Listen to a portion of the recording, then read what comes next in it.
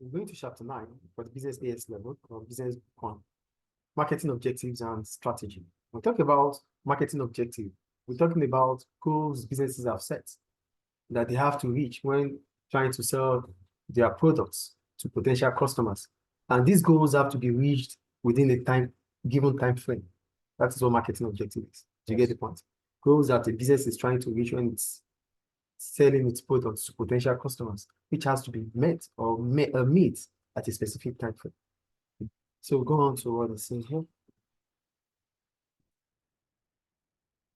Marketing objectives.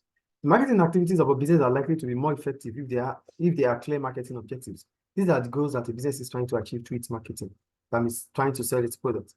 Although the general role of marketing is to help sell products, it is possible to identify specific marketing objectives. These objectives may differ between different business organizations. It is also likely that the marketing objective of a particular business will vary over time to match its changing marketing needs. There are three marketing objectives which we might use. But before we go there, basically for marketing objective, it's how a business is able to strategize to sell its products. That is what marketing objective is all about. So let's see what they say for that. So the three marketing objectives might include: one, increase market share. Businesses often want to gain a large share in the market. This is because having a larger market share is likely to give a business a competitive edge. As market share grows, a business will have to produce more output. As a result, it might exploit economies of scale, which will help to lower cost. So one of the marketing objectives of a business is to increase its market share. And if a business is able to increase its market share, it means it's going to be able to produce on a larger scale. Yes. And being able to produce on a larger scale allows you to exploit economies of scale, which will allow you to have a reduction in average cost of production. That is the first thing. So to win a larger market share, a business may have to invest in advertising campaign or adjust its pricing strategy. So the target is increasing market share, which gives you a competitive edge over your competitors. To get that done, you might need to invest heavily on advertisements to create more awareness about your product, or you find a marketing strategy or a pricing strategy that suits consumers' attitude and behavior in the market. Is it clear? Any question about that? So that's the way. Then the other another objective could be to increase revenue. Businesses often introduce specific marketing activities in order to boost their revenues. If revenues are higher, it is likely that profits will also be higher. If a business sets out to increase revenue, there are a number of marketing activities that could be used to achieve this objective. It could invest in an online advertising campaign, sponsor an international sporting event, reduce its price, or widen its distribution. These activities are discussed further. So another objective of a business is to increase its revenue. And to increase your revenue, it means you want to sell more. Yes. To sell more, you might have to do some advert online. You might have to reduce your price too, or you might have to sponsor some programs which create a positive brand image about your product. The people start buying. Is it clear? That's to increase revenue. And the last one is to build the brand. Many businesses want to establish the name of their company or their products. They can do this by giving products brand names. For example, brand name Samsung, the South Korean electronic manufacturer, is likely to be recognized by many people worldwide. Strong brands can generate huge returns for a business. So building a brand over a period of time is important for many, particularly those in highly competitive markets. If a business aims to build a brand, it may exploit a unique selling point, invest heavily in television advertising, or use social media to achieve this specific marketing objective. The point here about building a brand: when you have a strong brand, it gives you a competitive edge. And to create a strong brand for your product, you need to have that would be a way of having a unique selling point for your product. Creating a strong brand means customers get emotionally attached to that brand and they would not want to stop buying from you. So to get that done, you might have to invest heavily on television advertisement or social media to achieve such a specific marketing objective. Is it clear? Yes. Any question about that? Finally, a business is more likely to achieve its marketing objective if they are smart. This means that they should be specific, measurable, agreed, realistic, and time specific. Remember, we said a marketing objective is a method in which a strategy that the business is trying to use to sell its product or service to potential customers, but within a time frame. So that is why, at the end of it all, it must be time specific. So if it is not time specific, that means they're just doing it forever. It needs to stop at a time so that you can measure how far you have gone in terms of your strategy, in terms of your objective. And even you can change objective. And you can change it if it's not working. But if you don't set a time target or specific time, then you continue to go on it, and even if it's not progressive. Is it clear? Yeah. So any question about marketing objective here? Great. We move on to the product life cycle. So go to the product life cycle. We're talking about a product itself. That's what the business is trying to sell. Yes. So it has a life cycle. So the life cycle is basically talking about each stage the product will pass through before it becomes out of the market, before it leaves the market. That's what product life cycle is. But let's read. Product is one of the marketing mix. For marketing to be effective, a business must be aware of its product life cycle. The product life cycle shows the different stages that the product passes through over time and the sales that can be expected at each stage. By considering product life cycles, businesses can plan for the future.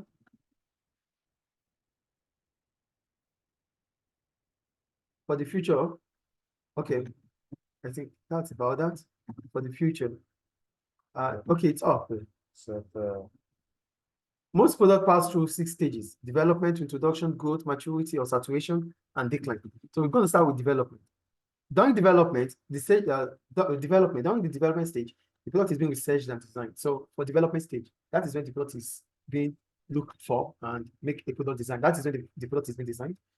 Suitable ideas must be investigated, developed, and tested. So this is where they generate different ideas that are suitable for that product. And whatever it needs to be, decisions have to be made regarding the production of that product. That is the development. yes. So a decision will be made. A decision will then be made about whether or not to launch the product. A large number of new products never progress beyond this stage and will fail. This is because businesses are often reluctant to take risks associated with new products. During the development stage, it is likely that the business will spend to develop the product and costs will be high, as there will be no sales at this stage. The business will initially be spending but receiving no revenue. At development stage, most of products do not even pass that stage because the cost of going through or passing through that stage is high. And when you consider not making sales and you continue to incur cost, it doesn't look a good idea. So businesses do not want to dabble into that. To get the point on it. Yes, When the consideration is, maybe you don't get my point. Yeah. The development stage, products might not pass through that stage. Why? Because that stage is not a stage that businesses will make products. So when you consider incurring more cost without any sales in return, you're like, is it a good idea or not? So what do you want to say? I'm gonna say, is it for only manufacturing companies or not? Yes. Well, services too. Even You can test services. Banks can come up with a product. Don't you know banks have products too? yeah. Saving products, insurance, they have different products. They can try it too. So it's not only for manufacturing. No, it's not. So as much as you are developing a new product, it could be a service. Yeah, okay. Is it clear? Yeah. So that is the first stage. Then if the stage is passed, you successfully, develop the product, then you have to do the introduction. At the start of this stage, the product will be launched. As the product is new to the market, initial sales are likely to be slow. Costs are incurred when the product is launched. It will be necessary to build a new production line or plant, and the firm would have to meet promotion and distribution costs. A business is also likely to spend on promotion to make consumers aware of the new product. Therefore, it is likely that the product will still not be profitable. Price may be set high to cover promotion costs, but they may also be set low in order to break into the market. So when you set price high, you might be using price skimming. And when you set the price low, you are using price penetration. Are you with me there? Are you with me?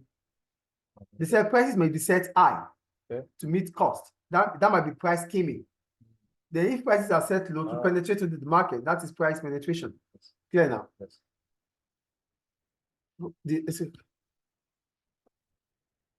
All right, so a business is also likely to spend on promotion to make consumers aware of the product. We talked about that. Therefore, it is likely that the product is still not profitable.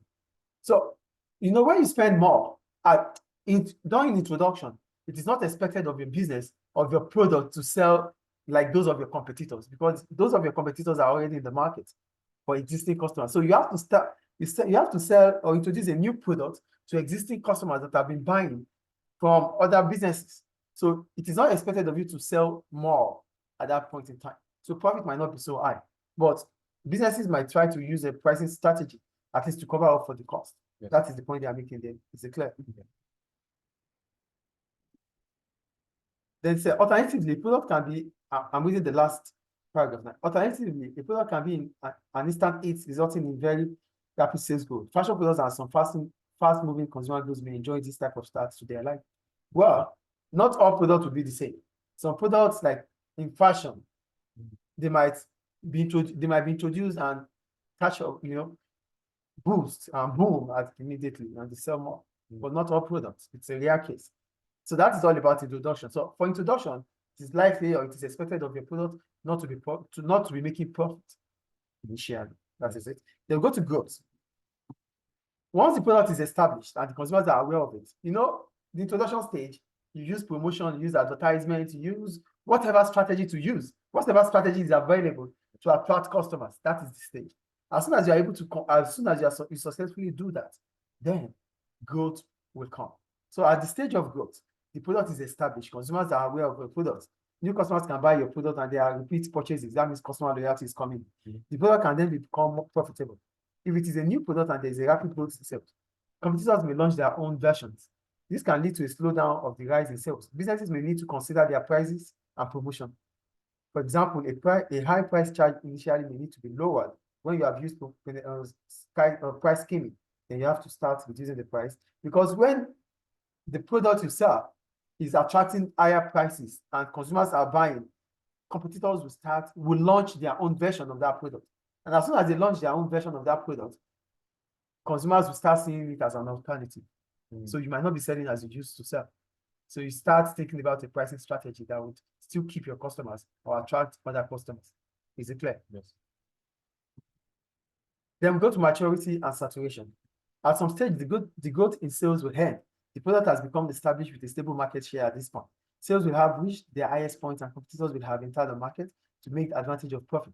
As more firms enter the market, it will become saturated. Some businesses will be forced out of the market as there are too many firms competing for consumers.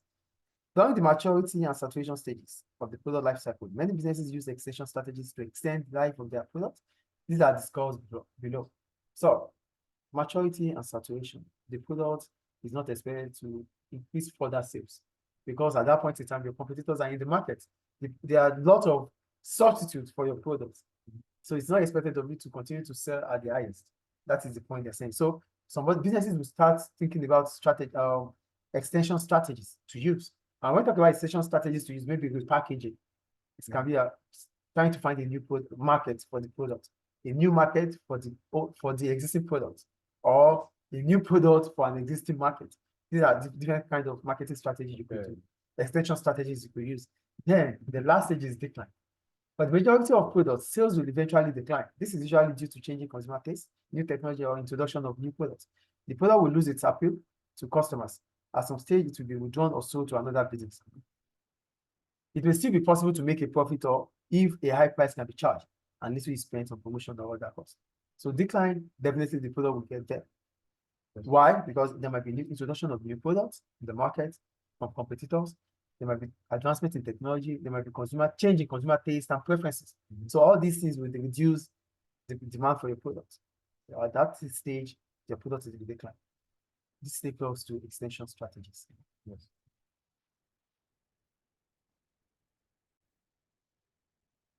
We go to extension strategies. Extension strategies are ways to prolong the life of a product before it starts to decline. These are popular with businesses. This is because the cost of product development are high and extension strategies help a product to generate more cash. Two general approaches are often used. One is to make some adjustment to the product. The second is to invest in promotion. So instead of trying to develop a new product, which is quite expensive, Yes, the business should try to use extension strategies. One is product adjustment. For product adjustment, many companies try to prolong the life of a product by freshening it up. This might involve making improvements, updating the product, repackaging the product, or extending the range. Updating is quite a common approach for tactical products. Certain types of consumer durables, for example, in the car industry, firms are keen to bring out updated version of their successful models. So for updating, it means you just try to come up with another version that has more content than the first one. That is updating, which is another a form of extension strategy.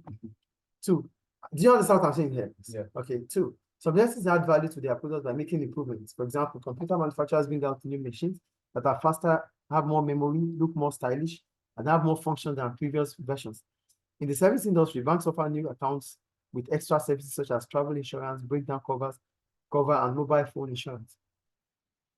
Adding value to a product means you are trying to improve the way the product is being served, the way the product is being given to customers. Yes. That is adding value to the product. Do you understand? Yeah. It is not the same as updating the version. That means you're adding content, it's different. But here, you are the way the product is being sold, you are selling the product in an improved manner. That is adding value. Is it clear? Yes. The third one, another common approach is to extend the product range.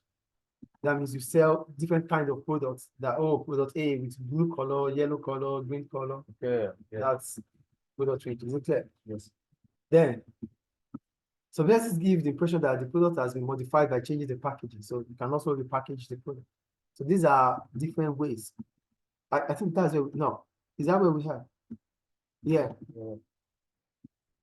yeah, so, yeah, that's another way to to adjust your product. I think it's clear. Is it clear, please? Repackaging. That's fine. Okay, repackaging. Okay. Repackaging. Yeah. So it yeah. makes you to feel like the product is new. Yeah. It's not the same way, it's not the same that you previously bought. Clear? Yes. Then the other way is promotion. For promotion, some businesses prefer to leave the product unchanged but give a boost to falling sales by investing on promotional campaigns. One approach is to find new uses for products. So when you talk about promotion, you can find new uses for the product. That means other ways that the product can be used or consumed, not just that way. So what it can be used for again. Some businesses try to find new market for their products, or you take the product to a new place. Yeah. That is just introducing, or you are just going to introduce it to a new market. Yes. The third one, investment in advertisement campaign can sometimes boost sales, or you invest heavily in advertisement. That's another way to boost your sale. Okay. And the last one is another approach is to encourage more frequent use of the product. So you encourage people. That means you have to create different awareness, sensitize people, educate people. Same as the first one. It's not the same. Okay. Here you are sensitizing people, encouraging them to use. It's not the same way as advertising to them. It's not creating awareness. Okay. You are educating them why they have to use the product. Like how to use it. Yeah, not really how. You encourage them, like, oh, you sensitize them. It's more of advertisement, but it is like persuasive. Okay, persuasive. You persuade them, you educate them why it is important to continuously use this product. Okay. First Right. one is reassuring. Reassuring them. No, when you reassure them, you are telling them that the product is not the same as it used to be. It's not the same. That's true repackaging. Yeah. That's true repackaging. It's not the same. Here, Packaging. Okay. here you are telling them, you are informing them, you are letting them to understand why it is important to always buy the products, to frequently use the product. The way they frequently use it, they won't stop buying. But it's because they are not using it. That's why they stop buying. That's why the sales fell. Yes. Do you get it? Yeah, no. The effect that an extension strategy can have on the product life cycle is shown. As market becomes saturated and sales begin to fall, a decline in sales is delayed by the use of extension strategy.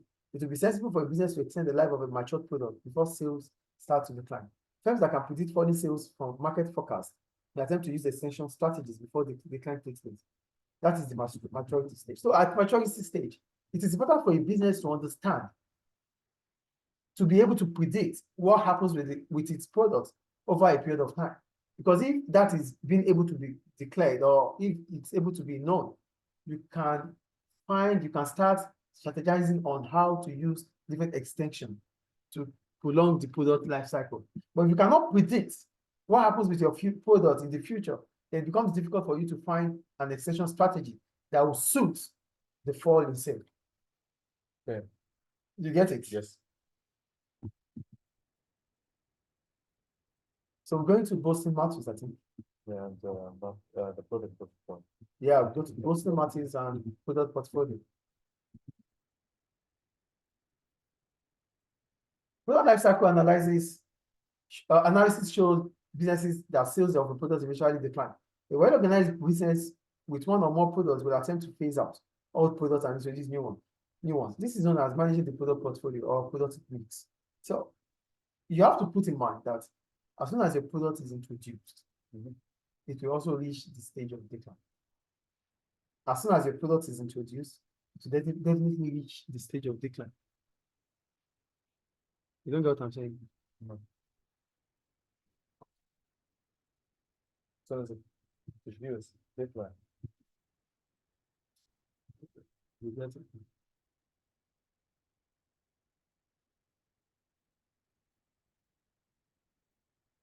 As a business, we're talking about Boston Matrix and the product portfolio.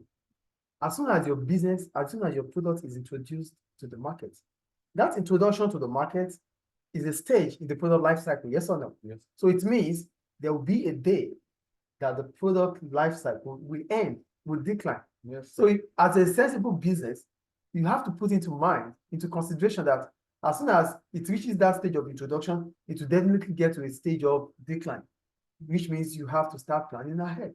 Yes. That is how you manage your product portfolio. And to get my point now, you're not getting it. The product portfolio talks about different products that you put together that you are producing. But each product that you produce would have been introduced to the market, yes or no? Yeah. So the day it was introduced to the market, we start counting down to the day it will get to decline. Yes. So from the development to introduction to maturity to growth, it will reach decline. Yes or no? Yes. So before you get to that decline, during that maturity stage, you should have started thinking about extension strategies, right? Yeah. Great. So all these stages will be passed. Yes. You will definitely get there as the product will definitely get there.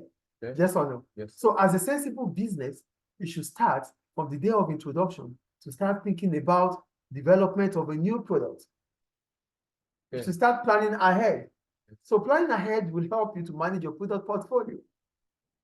Yes, no, I get it. Do you get it now? Yes. All right. You get further to know, you know further now. Yeah. They said, look at what they said. They said a well-organized business with one or more products will attempt to phase out old products and introduce new ones. So because you have one or two or more products that you sell, that means you have a big product portfolio. Yes. They will not have the same sales value over time. To manage your product portfolio, that brings us to product Boston Matrix. Yes. Do you get it now? Yeah. So they said the product portfolio will be made up of the product line, which is a group of products which are similar. Now we just go down, let's see. Okay. Examples of businesses that have the last paragraph there. Examples of businesses that have successfully managed their product portfolios are sweet manufacturers like Nestle.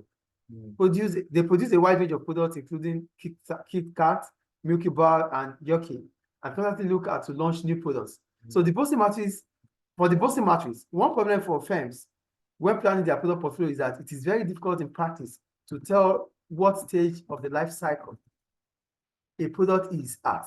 Also, there is no standard lifetime for products. For example, young people's fashion clothing has life cycles, which can be predicted with some certainty. Other products are less reliable. Who, for example, would have predicted that the lengthy life cycle of products such as VW Beetle or the short life cycle of products such as the Sinclair C5, a sort of electric mini car introduced in the 80s. So when you have a product life cycle, it is not easy for you to understand which one will be at which stage and which one will not be at each stage. So it is difficult to produce, to predict. So what will help you to do this? You can use your Boston Matrix to get the analysis. So the useful technique for allowing firms to analyze their product portfolio is the product portfolio development by the Boston Consulting Group, which is the Boston Matrix. So with Boston Matrix, you will be able to manage your product portfolio and you'll be able to state which product you have to rely upon, which product you have to let go, which product you have to develop, because with Boston Matrix, you'll be able to understand all stages of your product life cycle. Good. You know the stages. Good. Do you get it? Yeah. So what are the boasting matrix? The boasting matrix talks about the cash cow, the dog, the stars, and the question mark. Yeah. So these things are used to analyze how your product is performing in the Yes. market against your competitors. Now, relative to your competitors. Yes. Do you get it? Yes. So we start. So we have okay, let's see. They say products are categorized. Okay, products are categorized according to their market growth and relative market share. Yeah. So this is where you now place if it is a cash cow, it's a dog, it's a question mark, or it's a star. Yes. So based on the market growth, based on the market share. That's why I said when you are managing your product portfolio, you have to put into consideration your competitors. How do you put into consideration your competitors? Through your relative market share. Do you get it? Yeah. Yeah, with your relative market share, that means you are comparing your product to those of your competitors. Yes. And your market growth, how is your product doing in relation to the environment itself, with consumers, with situations within the economy? Those are the two things you will be able to compare your product with. So let's go to each boasting matrix now. I think I understand what market growth is now. Yeah. And market share, I think it's clear. Yeah. All right, so we start with the cash cow, right? Why do we call it a cash cow? A cash cow is a product with a relatively high market share. It is therefore well positioned in the market and likely to be profitable. But the market is weak and it will have a weak growth. So for a cash cow, look at a cash cow here. A cash cow is having a high sale, but it's having a high relative market share, but the growth rate is low. So that means it's in the market that is having a low growth rate. Though it will be profitable because it's having the largest market share there. Yeah. But the market will not expand. The market is not likely to expand. So that is the problem about the cash cow then. The product is doing well, but the market is not likely to expand further. That is about cash cow. Yes. Do you get the cash cow there? Do you understand the cash cow now? Yes. The question mark. Question marks are sometimes known as problem children or white cows. Mm. They are products with a relatively low market share in a fast-growing market. But it's a dog or it's a question mark. The question is, why is this market growing and your product is not growing relative to the market? That is why it's a question mark. Do you get it? It's in a market that is growing constantly, but the product itself is not growing in relation to the market. The question comes in.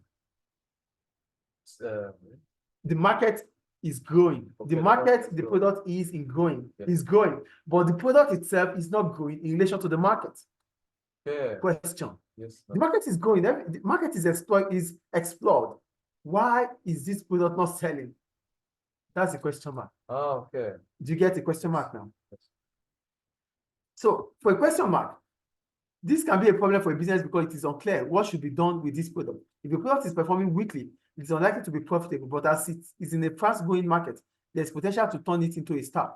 Net cash flow is likely to be zero or negative. Weak relative market share means that it will not be profitable, but investment will be needed to cope with expanding sales in fast-growing market. So now look back at a question mark. A question mark is selling is in a high market growth rate. Is in a market that is having a high growth rate. Yes or no? Yes. So that means if things are done properly, this question mark can be turned to a star because there's tendency for growth in that market. Yes. Do you get it? But for a cash cow, there's nothing a cash cow could do. A cash cow cannot be a star because in that market, it does not have a growth rate in that market. Yes. Do you understand? Yes. It will be profitable, but it cannot be a star. Yes. But a question mark could become a star because a question mark is in the market that is witnessing high growth rates. Is it clear? So you don't give up on question marks. That is the point. Is it clear? Yes. Now for dogs. These are products with a relatively low market share in the market that with low growth rate. So dogs have poor prospects for future sales and profits. For a dog, is in the market, a dog itself is having a low sale and it's also in the market with low growth rates. So there's no future in a dog. Yes. So you start thinking about what to do with that investment, with that product, with that project. So they said dogs have poor prospects for future sales and profits. They may generate some positive net cash flow because they will need little investment, but may earn some profit. But if they make little or no profit, net cash flow may be zero or even negative. So businesses can make use of boasting matrix. Okay. That's the last one, right? I didn't even explain the star, but I'm going to go back to it. Did I explain the star? I did not, but I'm going to explain it. It's okay. Yeah. So for a dog, the problem about a dog is that there's no way you can sell more. The only thing a dog can also, the only thing the dog could be is a cash cow. Yes. You understand? Yeah. It cannot exceed a cash cow. So maybe you can just sell the product to other businesses that can manage to want to be a cash cow. Yes. That's clear. Then when we talk about a star is a product with a high market growth and in a relatively high market share. So stars are valuable to the business and they have a strong position in the market. Do you understand? But what happens with a star? You have to say it can, yeah, it's profitable, yes, and it can have a net cash flow, but the net cash flow may be nearly okay. This is because although profits will be high, making money in investment spending will also be high, leading to us to. It's okay. For stars, they are valuable. It's a business, it's a product that is profitable. It's a business that you can continue to, to spend upon. But at the end of it all, what will a star be? If you can't be a star forever, a product will come to exit your position. Yes. So presently you are the top in the position, but trust me, you can never be a star forever. That's the point about a star. Yes. So being a cash cow looks more profitable, more futuristic than a star, because you are leading, you are the top in that market. The market is still relatively low. So businesses, your competitors, will not have the same financial capability to compete with you. You'll be the price leader there. Yes. But yeah, but a star, you are in a highly competitive market that is witnessing high growth rate. A question mark could just come and overthrow you. Do you get it? Yes. So this is how we manage our that's how we manage our product portfolio. Any question about that? So we go to balancing product lines, right? Yeah. Okay.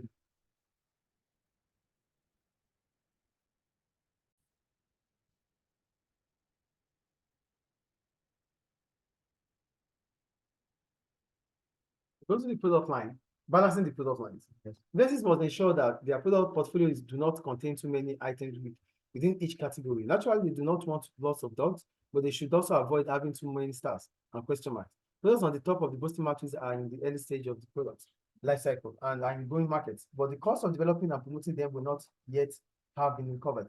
This will use up resources. Balancing this with cash cows would mean that the positive net cash flow from the cash cow can be used to support products in the growing market. The development cost of cash cow is likely to have already been recovered, and promotional costs should be low relatively to sales. This does not mean, though, that a business will want lots of cash cows and few question marks and stars. This is because many of the stars and perhaps some question marks might become the cash cows of the future. So, where you have to balance the production line. Yes. You don't need to have too many stars. You don't have to have too many question marks. You have to balance the line. You have to balance it, but product that you must not do without is a cash cow. Because a cash cow would have meant that it was a star before now. And how does it become a star? It's a star before now because it's a star before now because the product was selling high and the market was still at the top. But the market gets saturated too as the product gets saturated. So yes. Do you get it? Yeah. So that's why they said it is likely for stars to become cash cows. Because it's not going to be like you want to become a cash cow, but the market itself, it's not a market that is moving as it used to move. The market for computers is gone. Now we have laptop. Laptop is going down. We are having different markets. There's evolvement, there's advancement in technology. So with advancement in technology, differences in taste and fashion, that market will become saturated. And before you know it, you no more a star, you become a cash cow. Because other businesses would have left and you become the top there in that market that is not really going anymore. Yes. Do you understand? So you have to strike a balance anyway. You don't keep too much stars, you don't keep too much stocks, too much stars. Yes. You don't keep too much question marks, but have more of cash cows. Because when you have more of cash cows, it gives you edge. It allows you to make more revenue. Yes. because it can be long term. Yeah, it is long term. Do you get it? Taking appropriate decisions. So, products are in different categories in the market. In the matrix may require different approaches. Stars have great future potential. They are future cash cows. A business will need to build the brand of this product so that sales increase and competition is fought off successfully. So that's for stars. They are the future cash cows, like I said earlier. So you keep them well, you make their brand so strong, so that when others are falling out, you're still on the top. Cash cows. Cash cows might be milked for cash, which can then be used to develop other products, or the business decide to spend just enough on promotion and development to maintain sales and market share known as holding. So for cash cows, you can sell them if you wish like, or you invest more on promotion to maintain your market share. Clear? Yes. For question marks, a business has choices. It can build the brand, hoping to turn it into a star, harvest the product by raising prices and cutting promotion so that profits are increased, or divest itself of the product, withdrawing it or selling it because it's not making a profit. So for stars, you have different choices. Yes. Invest more on it to hopefully turn it to a star, or de-invest, stop investing on it and forget about it. So it's your choice to make. Yes. For dogs, they may be divested if they are not making a profit, or in some cases harvested. So it depends on what you want to do with it. You stop investing on it or you sell it. Yes. Is it clear? So these are decisions we have to make that are appropriate to the posting matrix. Any question about it? So go to the concept of marketing mix. For marketing mix, these are different elements of firm's marketing strategy that are designed to meet the needs of its customers. That's what we call marketing mix. I think it's clear. Yes. So what are the marketing mix? We have products, price, place, and promotion. So we have others too. We have people, we have a lot. There are 7 marketing P's now, 7 P's, not 4. But here at this stage, it's 4. Yes. So we start with products. It is important that products meet customer needs. This means that businesses must address a number of features related to the product. So for product, this is what you are selling. And if you are selling it, to who? Customers. So it has to meet with the needs and the wants of customers. So that's why you have to do a research before making a product. Yes. So with your research, you get to know how consumers use the product. You get to know how they use the product. You get to know the kind of appearance your product should give in terms of the size, the color, the shape. Yes. That will allow that. These are the particles, these are the elements of product. The usage of the product, the outlook of the product. That's the appearance. Financial factor. Businesses need to develop products that consumers can afford to buy. There is no point in developing an attractive and highly comfortable armchair if it costs $20,000. Customers want value for money, and they may also take into account the quality of after-sales services before they make a purchase. So you have to, when you are developing your products, you have to put into consideration to affordability. It's important. So the products also its life cycle, which we've talked about before. So you have to put into consideration the product life cycle. That's why I said, as soon as you introduce the product, you have to start thinking about the day it's going to get into decline. Yeah. Now the product unique selling points. You have to create a unique selling point. You have to make your product different from those of your competitors. Is it clear? Yeah. Because without your product being different from those of your competitors, you might not have a competitive edge. So a unique selling point gives you an edge over your competitors. Clear? Yes. So these are all what a good product should cover. We go to the price. Price is the amount you are going to sell your product. Yes or no? Yeah. So the pricing policy of a business is often a reflection of the market at which it is aiming. Prices will not always be set at the level which will maximize sales or short-term profit. For example, a business may charge a higher price because it is aiming to sell to consumers who regard the product as exclusive, rather than because production costs are high. So what they are saying here is that your pricing strategy should be in line with your objective. Pricing strategy should be in line with your objective. If you are thinking about selling a product to consumers that always feel that the product is exclusive, it's not for everybody, you have to set the price high. So by so doing, you deprive those that cannot afford it the possibility of buying it. So that is why they said the price must go in line with your strategy or objective. Is it clear? Yes. Then go to place. Are you there? Promotion, thank you. Customers must be given information about products and encouraged to buy them. Businesses can choose from a wide range of different promotional methods. They can advertise on television, online, and in newspapers and magazines, for example. Alternatively, they will decide to use sponsorship, coupons, free gifts, competition, or some other methods. So for promotion, it is important to create awareness about your product. If not, if the product is made there, nobody knows about it outside. Yeah. For them to know, it has to pass through this wall. Passing through this wall could be social media, could be advertisement, or whatever it is. Then you'll be able to sell. Yes. Exactly. Yeah. Put on to see. So the business is produced. The price is set. Customers are aware. How does it reach them? That is where place comes into to talk about. Yes. So product must be made available at convenient locations at times when customers want to buy them. This means that the business has to make decisions about the way in which the products will be physically distributed by rail, by road, sea, or air. It also means taking into account how the product is sold. Increasingly, businesses are selling their products online rather than from physical outlets such as shops. So you have to sell the product. How you have to sell it, how it has to reach customers, it has to be done. Yes. One question about that. So we'll go to marketing strategies, right? A marketing strategy is a set of plans that aim to achieve a specific marketing objective. For example, a local company that rents cars might aim to become the market leader in the region. So its strategy to achieve this objective might be to one. So for marketing strategy, it's just a plan. You have a marketing objective, you have a goal. So you need a strategy to achieve that goal. That is about marketing strategy. So marketing strategy, like I said earlier, it's a set of plan. You need to, you have an objective to reach. Then to reach that objective, you need a strategy. So a set of plan that aims to allow you to meet up with that specific marketing target is your marketing strategy. So here they said the marketing strategy is a set of plans that aim to achieve a specific marketing objective. For example, like a local market trying to become a leader in the region. So the strategy to achieve this objective, you want to be the leader. So it means you need a strategy to get there.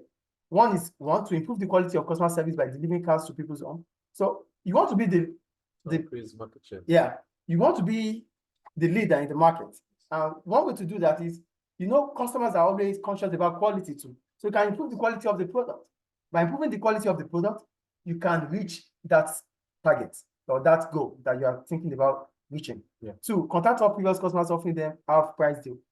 Having contact. I'm not going to use the case studies now. I'm going to explain further. Yeah. So having contact with customers, existing customers, about a product, about new services, is also a way to strategize to reach your goal. Do you get the point? Yeah. Is that the second one, right? Yeah. Yeah. They said that's all about this. Okay, up again. Yes. Okay. Offer a 3-day. Offer a 3-day weekend. These are all about a case study. So basically, what they are talking about here is that when you are setting it, when you have a goal to achieve, you need to set a strategy, and this strategy will involve your customers finding a way to appeal to attract your customers. That is the way, because your strategy is to meet with certain objectives. This objective cannot be achieved without the customers. So whatever you need to do to make your customers happy is what you have to do, and all these things are what you should do to make your customers happy. Clear? Is it clear, please? Yeah. This strategy involves all aspects of the marketing needs and a number of different promotional methods. Strategies for mass market will be different from the strategy for a niche market. So it's still strategy, but for mass market, it's different. So for a mass market, that means you are selling a product that is mass appealing. You are selling a product that there are a lot of competitors selling almost the same. So what are your strategies? One, on your product, we're talking about the marketing mix strategy for a product in the mass market. So for products in the mass market, there will be many products competing for customer attention. Most of these products will be very close substitutes for each other. So the most successful business are likely to be those that are able to differentiate their product. So for the product in the mass market, the marketing strategy you can use is to find a way to differentiate your product from those of your competitors. Yeah. That's products. Clear? Yes. That's USP. For price strategy, you might charge a price that means you can use competitive pricing. Charge a price that is almost the same as those of your competitors, or it's slightly below those of your competitors. That's for price. Yeah. For promotion, you have to invest heavily in promotion because you are selling almost the same product. So investment on promotion is important. Yes. If not, you'll be losing out. And place, you have to find different channels of distribution because you are selling products that other people are selling. So there will be in nook and crannies of the whole society or in the whole country, and you have to be there too. And so for you to be there, you have to use all the channel of distribution. That is for place. Is it clear? Yes. So we're talking about marketing strategy, which means about the marketing mix for a mass market and a niche market. For mass market, your product should be unique.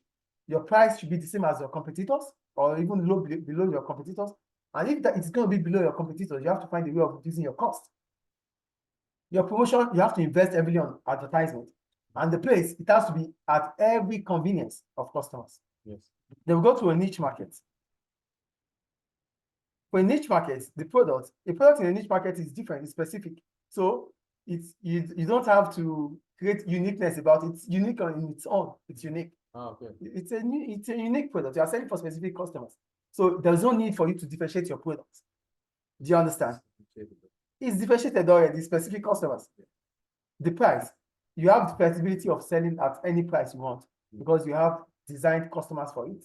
So you can sell at higher prices. You can sell whatever price you want to sell. There's flexibility in the pricing strategy. Is it clear? Yeah. Promotion. In a niche market, promotion and advertising will tend to be more targeted. So your promotion, your advert is for a specific group of people. So you could have a limit budget for your advertisement. It's not for everybody. Okay, yeah. And for place, right? Yeah, please. That's gonna be okay. Okay, yeah. For place, business selling into a niche market are often more selective when choosing distribution channel. They're more likely to use exclusive distributors here. It's for specific group of customers. So it's not going to be seen in every retail store. So they have exclusive places to sell that they sell. Is it clear? So that's marketing strategy for a mass market and niche market. So go to strategies for business to businesses now. Business to consumer, B2C and strategies for business to business and business to consumers, B2B, B2C. Many businesses supply goods and services to other businesses. For example, JCB produces a wide range of, okay, I have to read it. For example, JCB produces a wide range of machinery for use in the construction industry. It sells most of its products to construction companies and plant hire companies all over the world. The marketing strategy used by companies that sell to other businesses are likely to be different from those discussed above that sell to consumers, which is B2C. In B2B marketing, in B2B marketing, one approach is to distinguish between outbound and inbound marketing strategies. So for outbound marketing strategy, this involves directing marketing materials at potential customers where they are expecting it or not, whether they are expecting it or not. This could include sending direct mail, email marketing by telephone, sponsorship, targeted adverts, and specialist publications or trade shows. However, there are some drawbacks using this approach. People are increasingly ignoring adverts. How many do people remember? Also, many people are annoyed by being contacted by phone and other similar marketing methods. Frequent or repeated use of these approaches could damage a brand's reputation. Many of the potential customers obtained using these methods are poor quality and waste resources when they do not lead to sales. It has also been reported that potential customers found through outbound marketing costs significantly more to acquire than leads found through inbound marketing. For outbound, it's a strategy that you throw everything at those customers, potential customers. They want it or they don't want it. You try to find a way of letting them to want to buy. That is outbound. But this is frustrating because some businesses do not like it. They feel you are pushing your products to them. So they don't see it as, they believe there's no quality in your product. If there's quality, why do you have to start chasing us as customers? That's for outbound. I think it's clear. Then for inbound, they involve attracting potential customers to websites when they are looking for suppliers or solutions to problems.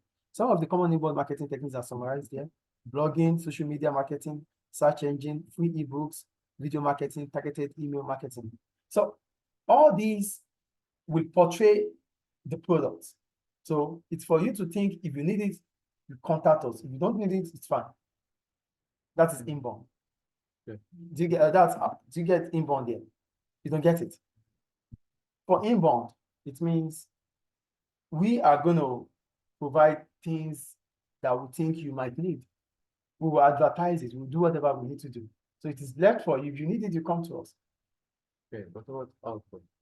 Yeah, we will be targeting you. We will be telling you what we have. But that one is not the same. This one, the product is there. The user, the need will come for us. If you need it, you come for us. But for outbound, we put everything into you. You want it or you don't want it. We'll give you everything. We advertise to you. We send emails to you. But for inbound, no. We do the adverts on social media, on blogging, blogs, whatever it is. So if you think it's something you need, then you call for it. Yeah. Yes, sir. Do you understand now?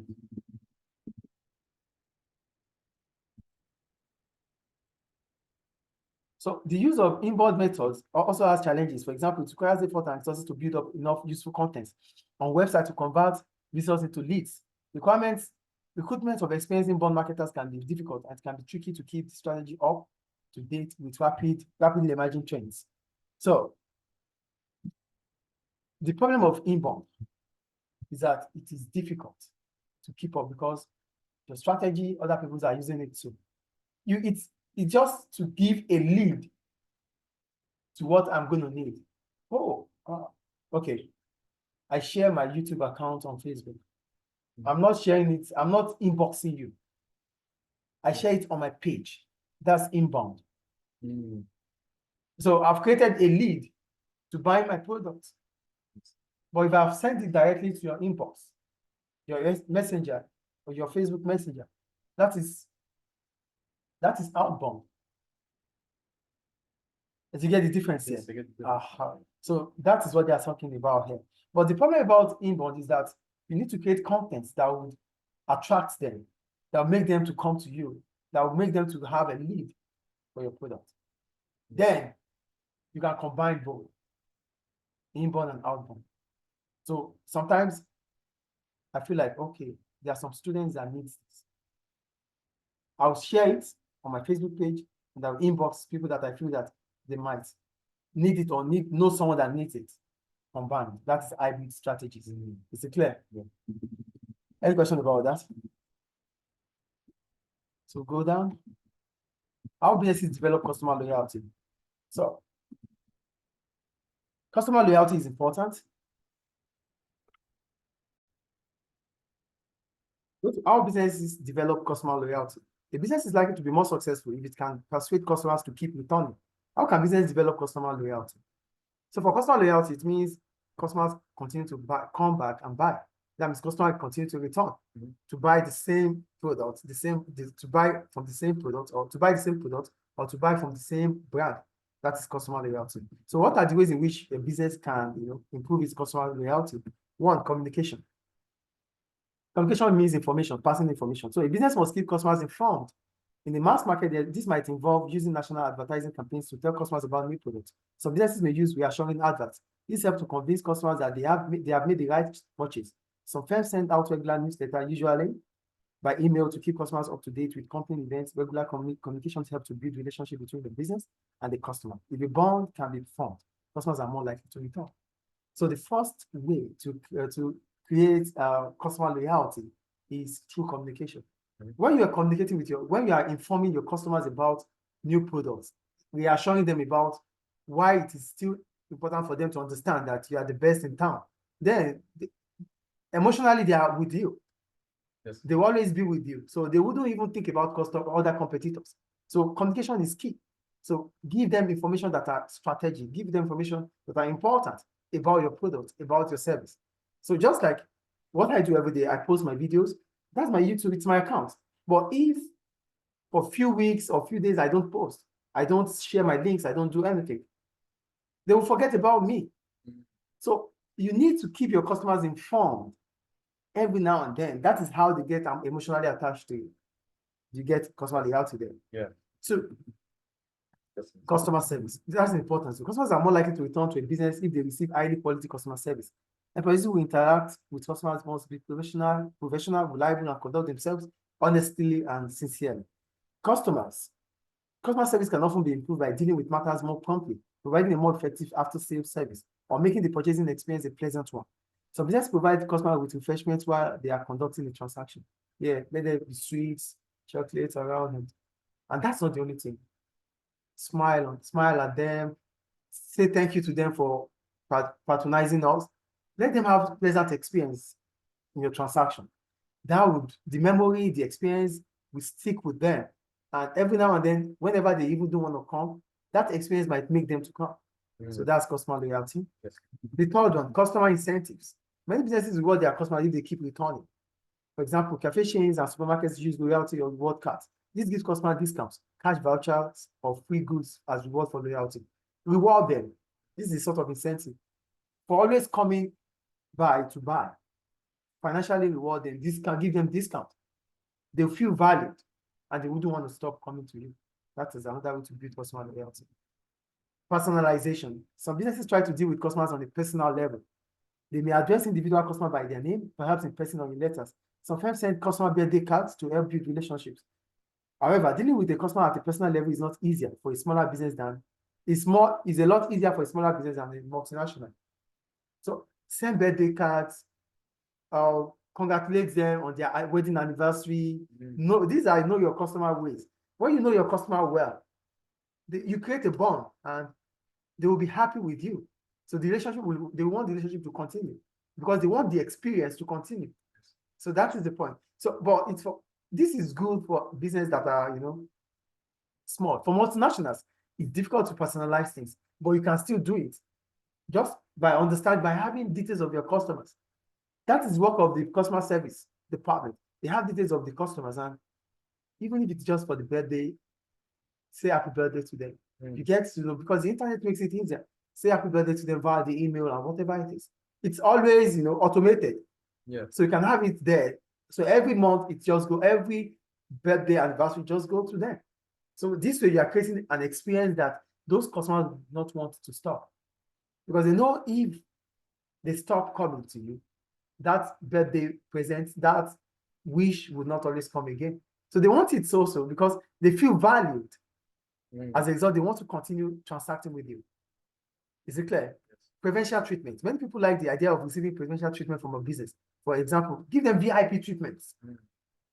Oh, they usually come. Oh, sir, you're on the queue. Yes, you can still be on the queue. Let me see what I can do easily. You don't do it at the detriment of your customers or the rest of the customers, but there's a way you can treat them and they feel valued. They'll feel like, I'm having a VIP treatment.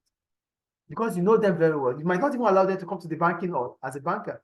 Call them, just put a call through to us. You need certain amount of money. Yeah, we'll make it available. So just come at this present time, you get it, you meet it there. So give them preferential treatment. This experience will last longer. They wouldn't want to miss out on that. Is it clear? Yes. That's all about it. So these are ways in which you as a business can develop customer loyalty. So that ends the topic of marketing, objective, and strategy.